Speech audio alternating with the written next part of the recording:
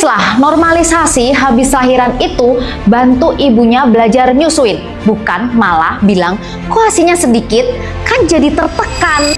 Bu ibu, dengerin ya. Faktanya 60% busui itu nggak berhasil menyusui karena stres dan kurangnya dukungan. Dan yang sering bikin ibu baru overthinking itu bukan cuma soal ASI kurang, tapi komentar-komentar pedes orang sekitar yang bilang anaknya nangis dikit, kasih aja lah formula, kasihan biar diem. Anaknya kurus dikit, ini kurang gizi ya? Lah, bukannya support malah bikin ibu makin ragu sama dirinya sendiri.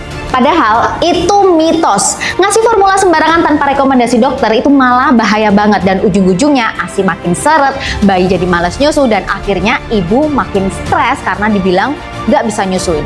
Ingat, faktanya lambung bayi baru lahir itu masih mini banget. Kalau dikasih formula, bayi bakal kelihatan kenyang, tapi itu palsu.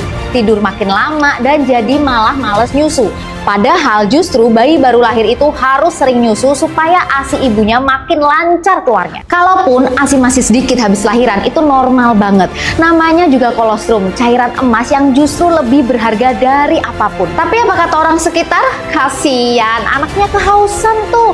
Padahal itu tuh justru antibodi terbaik buat bayi kalian. Dan please jangan anggap enteng pemberian formula tanpa kontrol atau resep dokter, karena ini bisa meningkatkan resiko bayi kena infeksi pencernaan, infeksi pernafasan, infeksi telinga, bahkan alergi juga. Dan belum lagi jangka panjangnya obesitas, diabetes, gak mau kan bayinya kena. Jadi yuk kita lebih percaya diri sama proses menyusui kita sendiri. Stop membiarkan omongan orang sekitar bikin goyah. Ingat, ASI itu berharga. ASI juga bukan tentang sedikit atau banyak-banyakan, tapi tentang perjalanan yang layak banget diperjuangkan. Kalau lagi kesusahan, minta bantuan ke dokter atau konselor laktasi. Kalau udah tahu fakta ini, save dan share video ini biar gak ada lagi ibu-ibu yang drop cuma gara-gara komentar pedas orang sekitarnya.